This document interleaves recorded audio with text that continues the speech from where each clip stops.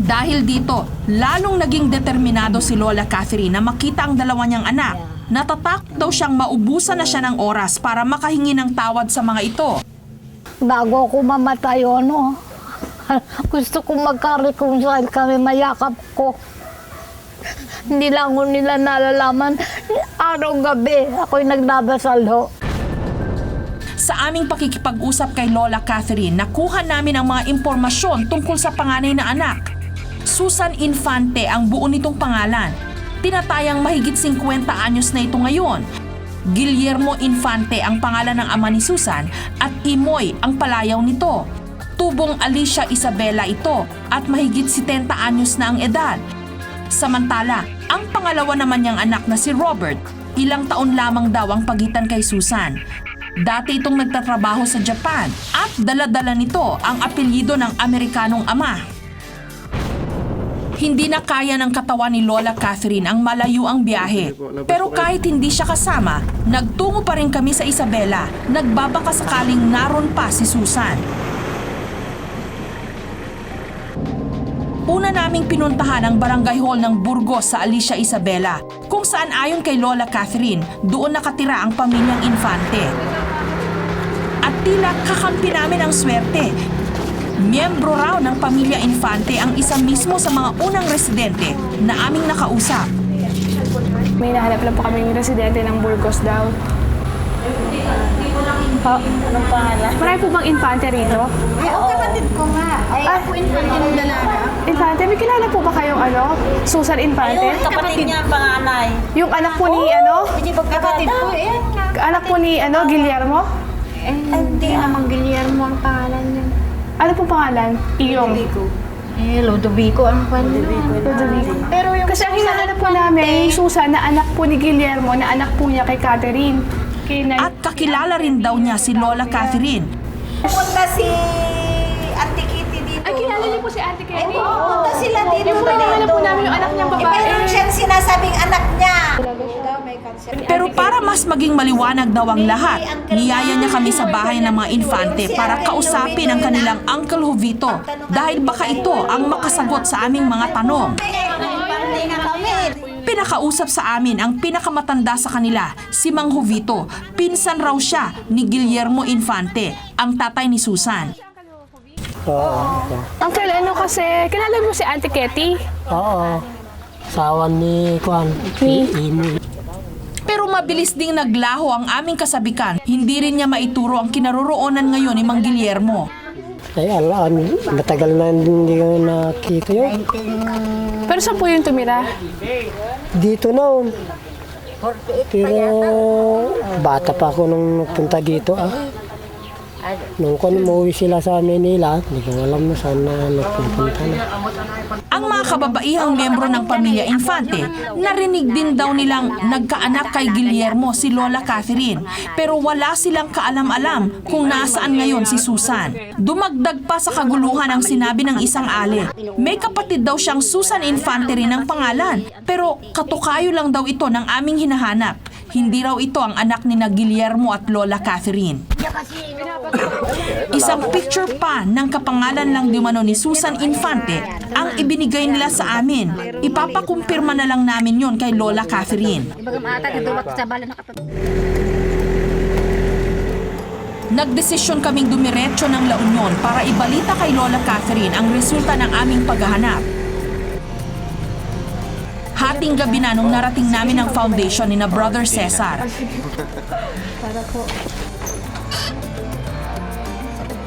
Lola, magandang umaga. At si Lola Catherine, mabilis na nagising, sabik sa dala naming balita.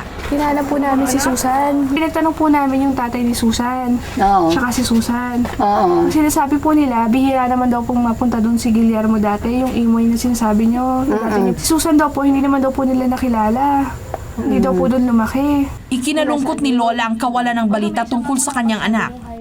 Bakit hindi nila malalaman kung saan naroon si Guillermo? Hindi nila nalalaman kung saan naroon si Susan. Wala na silang... At para makumpirma kung kapangalan nga lang ng kanyang anak ang isa pang lumabas na Susan Infante, ipinakita namin kay Lola ang nakuha naming larawan.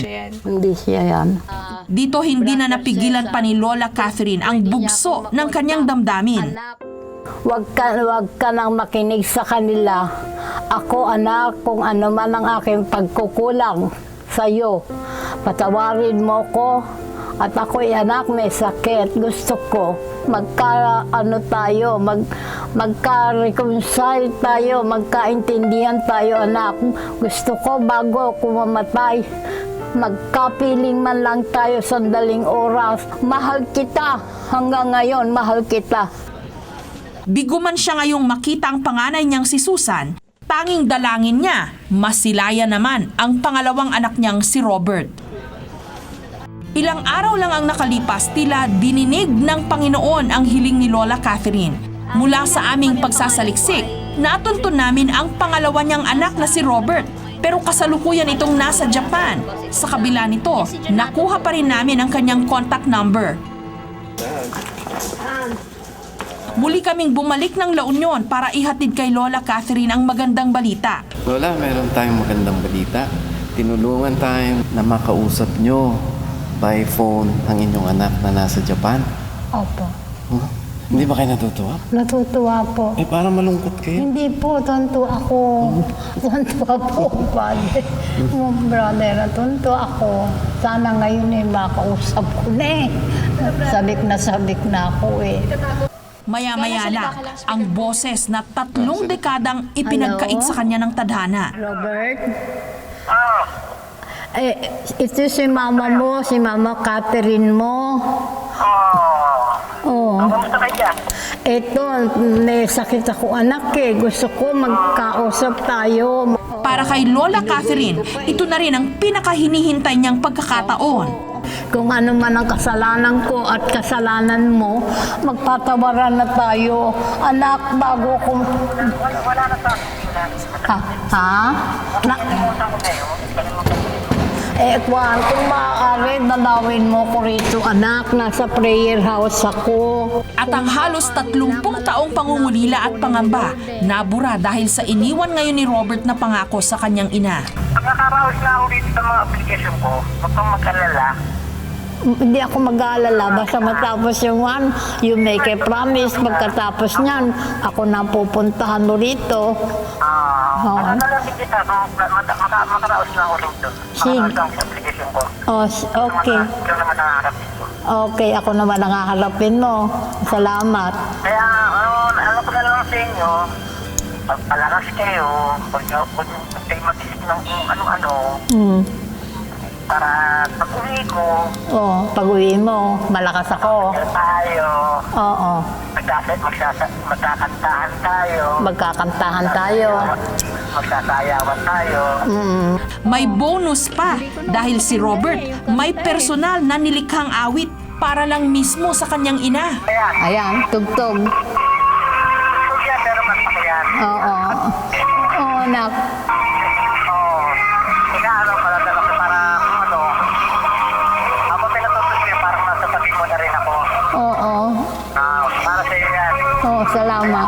Siyang, everything is right, no? Oo.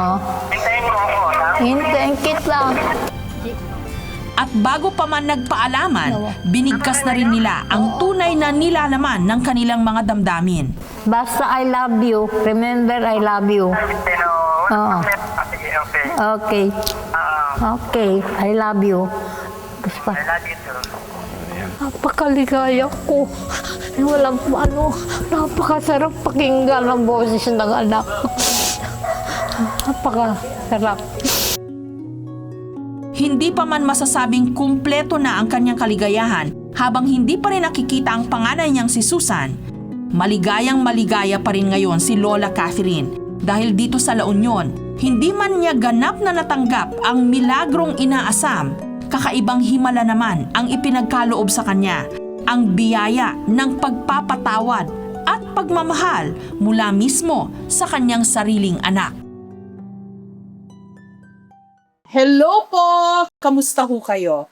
Alam niyo ho, bago po kami nagtampok ng mga reunion stories sa KMJS, nauna na po dyan yung aming programang Sana'y Muling Makapiling at Reunions sa ganyang mga kwento. At ngayon, ang good news po, mapapanood nyo na ang full episodes ng mga ito. Mag-subscribe lamang po sa GMA Public Affairs YouTube channel at ganun din po sa GMA Public Affairs Facebook account. Kita-kita po tayo at mabuhay po ang mga pamilyang Pilipino.